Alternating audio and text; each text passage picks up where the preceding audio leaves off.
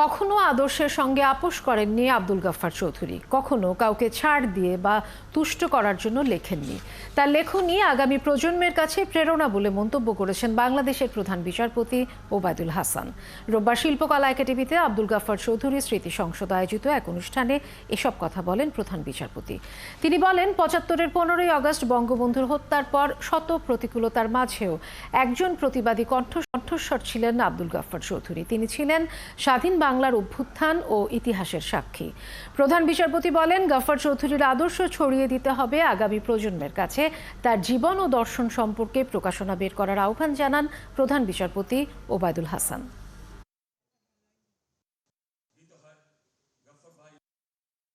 স্বাধীন বাংলাদেশের ইতিহাস ও রাজনৈতিক পট পরিবর্তনের প্রসঙ্গে তাকে মনে করা হতো জীবন্ত এনসাইক্লোপিডিয়া। আব্দুল গাফফার চৌধুরীর জীবন ও কর্ম সম্পর্কে একটি পরিপূর্ণ সংকলন বের করবেন।